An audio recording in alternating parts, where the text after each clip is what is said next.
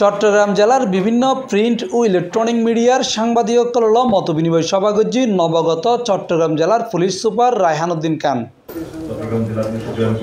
আজ বৃহস্পতিবার বিকাল ৩টায় চট্টগ্রাম জেলার পুলিশ সুপার কার্যালয়ত আয়োজিত মতবিনিময় সভাত নবাগত পুলিশ সুপার বিভিন্ন বিষয়ে সাংবাদিকদের হতাহন্যি এবং তার সমাধানের আশ্বাস দিয়ে পুলিশের ওসি এবং সাব ইন্সপেক্টর পর্যায়ে যে বদলিগুলো হয় সেটা সাধারণত হয় এসপি অফিস থেকে পুলিশ সুপার মহোদয় করে থাকেন।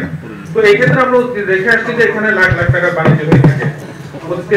এরকম প্রচুর রেকর্ড ছিল যে পুলিশ সুপার 5 লাখ 10 লাখ বা 20 লাখ টাকা নিয়ে বিভিন্ন থানায় ওসিদের পদায়ন করতেন।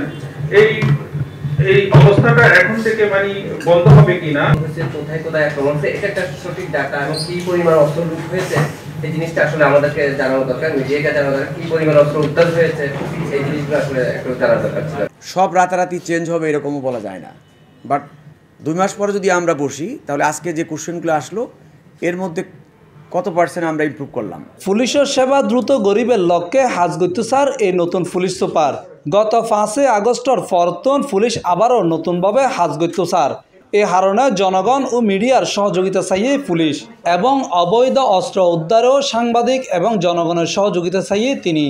পুলিশের আমরা যে সার্ভিসগুলো দেই সেগুলো কত দ্রুত এবং কুইক করা যায় এবং ভালো করা যায়, এর মানে নয় যে কালকেই সব একদম র্যাডিক্যাল চেঞ্জ হয়ে যাবে, এরকম হবে না।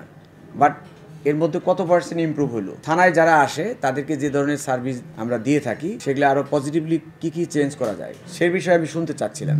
আর্মস রিকভারির ক্ষেত্রে যেহেতু 4 তারিখের পরে আমরা যে কোনো আর্মস এখন ইলিগাল, যদি অ্যাবান্ডন অবস্থায় থাকে আপনারা আমাদেরকে বা চিটাগাংয়ের সম্মানিত সকল জনগণকে আমি বলবো তারা যাতে আমাদেরকে তথ্য দেয়। চিটাগাং থেকে যে লস্ট হয়েছে এই আর্মস না, অন্য ডিস্ট্রিক্ট থেকে লস্ট হলেও এখানে থাকতে পারে। ইনভেস্টিগেশনের কোয়ালিটি নিয়ে আমরা কাজ করতে চাচ্ছি।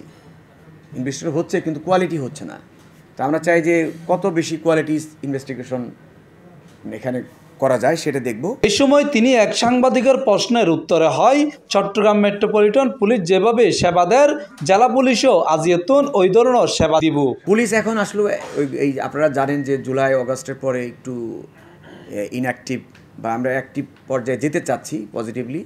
অলরেডি কার্যক্রম শুরু হয়ে গেছে আর আগে থেকেই, কিন্তু এই জন্য পাবলিকের সাথে বা জার্নালিস্টদের সাথে আমাদের সম্পর্ক আরও ডেভেলপ করা দরকার, ভালো করা দরকার। কারণ আমি চাই সবাই আপনারা পজিটিভ ক্রিটিসিজম থাকুক। Mohammad Nizamuddin Tipu, C+ TV, Chittagong. দেখে আসছি আমাদের ভুল হতে পারে বা ভুল হচ্ছে বা এই ধরনের কোনো